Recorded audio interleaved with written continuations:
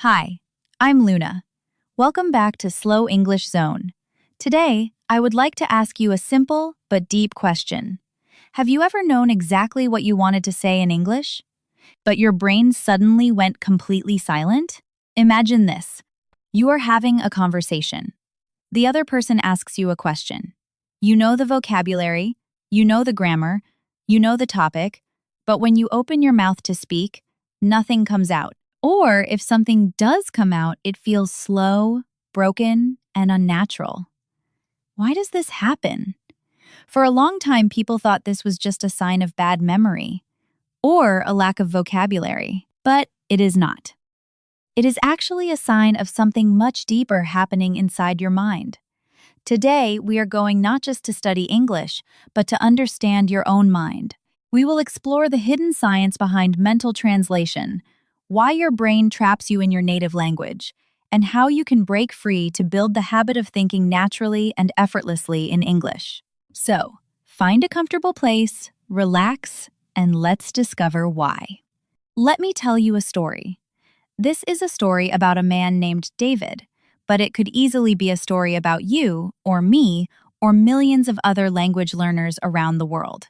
David is a smart professional. For years, he studied English in school. He memorized long lists of vocabulary words. He passed all his advanced grammar exams with perfect scores. On paper, David is an expert English user.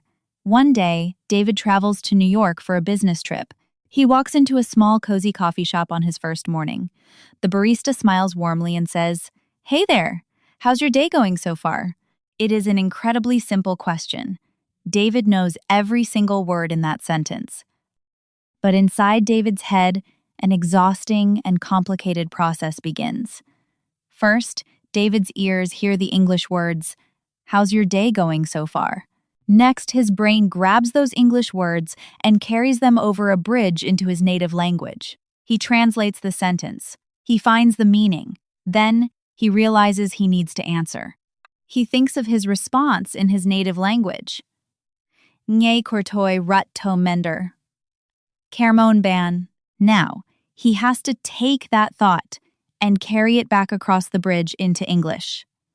My day is going very well. Thank you. But by the time David has finished this long, exhausting mental journey, the barista is already looking at the next customer. The moment has passed. The conversation has moved on. David feels a rush of embarrassment and frustration. He wonders, why am I so bad at this? I have studied for years. That is the invisible wall. It is the wall of mental translation. And if you have ever felt like David, I want you to know something very important. You are not a bad learner. Your brain is simply following a habit that it was taught a long time ago. Here is something fascinating. Your brain is amazing, but it loves to save energy. When you first started learning English, your brain did not know what to do with these strange new sounds and letters. So it used a tool it already had, your native language. In the beginning, your native language was like a safe bridge. To understand the English word water, your brain had to walk across the bridge to your native word. Understand the concept of a clear liquid you drink, and then walk back. This process feels safe because it is familiar. It gives beginners a sense of security.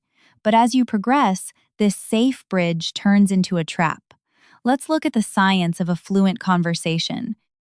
Native speakers and fluent learners use a completely different path in their brains. It is a direct path. English, to. Meaning, to. Response, in English. There's no native language involved. There is no bridge. The meaning appears immediately. When a native speaker hears the word fire, they don't think of a word in a dictionary. They instantly feel the heat. They see the orange flames. They smell the smoke. The connection is direct. When you translate, you are forcing your brain to take the long path. English, to. Native language, to. Meaning, to. Native language response, to. English. Every single sentence has to travel through this long, twisting road. No wonder you feel exhausted after just 10 minutes of speaking English. No wonder conversations feel too fast. Your brain is working 3 times harder than it needs to. The goal of learning English, therefore, is not to learn how to translate more quickly. The goal is to destroy the bridge entirely. The goal is to build a direct connection between English and real meaning. So, how do we actually change this deeply rooted habit? For a long time, I thought the answer was just studying harder.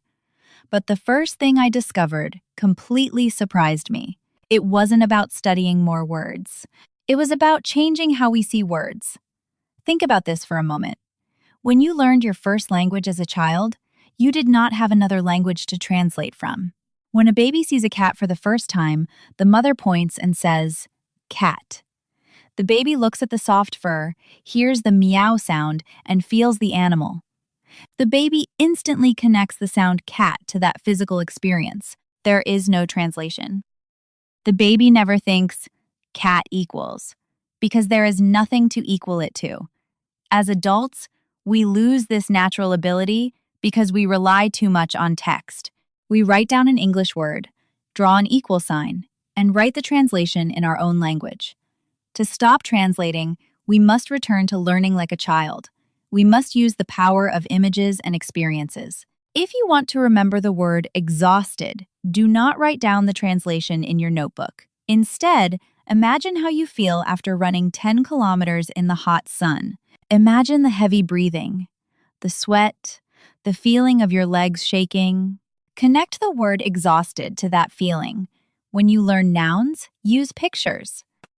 Connect the word ocean to the sound of waves and the smell of salt water.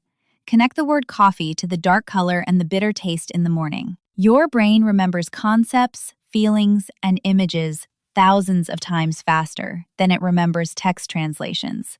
When you build these direct visual connections, your brain won't need the native language bridge anymore.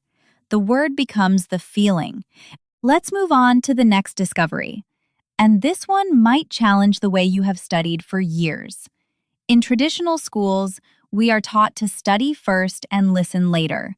We open a textbook, we look at grammar rules, we memorize lists, and then, maybe once a week, we listen to an audio recording. But let's look at children again.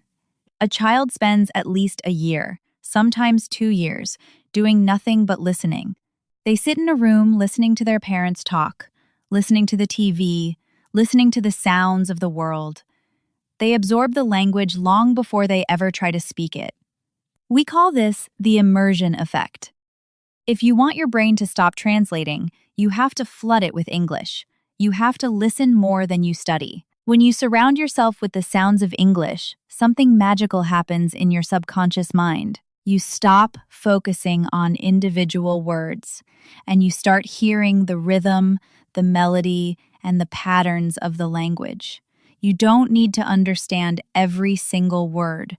That is a perfectionist trap. When you listen to a podcast, an audiobook, or a YouTube video, just let the language wash over you. Let your brain get comfortable with the speed and the tone.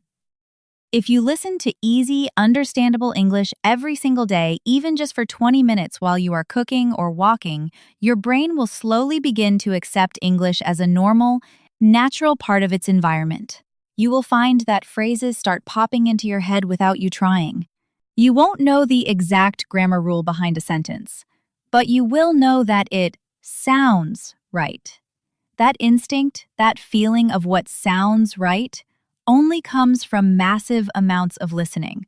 That is the moment the translation bridge begins to fall apart. But what about speaking? How do we train our active brain to stay in English when we are trying to form our own thoughts? This brings me to the third and perhaps most important discovery. You have an inner voice. We all do. It is the voice that narrates your life, plans your day, and comments on everything you see. For most of your life, that inner voice has spoken in your native language. To stop translating, you need to gently invite English to be part of that inner voice. Start extremely small. Do not try to hold a philosophical debate in your head in English. Instead, when you wake up in the morning, look out the window and let your inner voice say, "It's sunny today." When you are making breakfast, think, "I am making coffee." When you are tired at work, think, I need a break. Name the objects around you as you walk down the street. Car, tree, dog, clouds. By doing this, you are teaching your brain to exist in an English environment without the pressure of a real conversation. You are building a safe space where English is the primary tool for thought. And there is one huge psychological barrier we must talk about here. Why do we run back to our native language when we try to speak? Because we are terrified of making mistakes. Many adult learners translate because they want to build the mathematically perfect sentence in their head before they open their mouths. They want to check the verbs, check the prepositions, and check the tenses. But let me tell you a secret. Perfection is the enemy of fluency. Native speakers make grammatical mistakes all the time.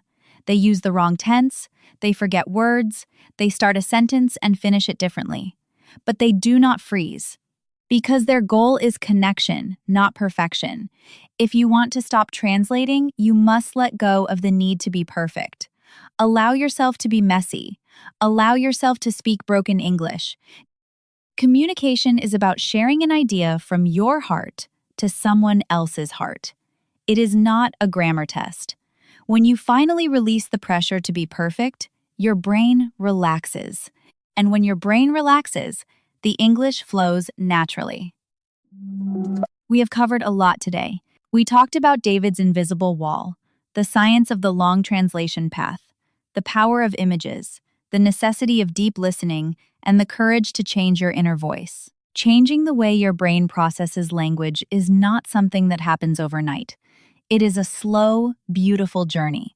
It requires patience, and it requires kindness toward yourself.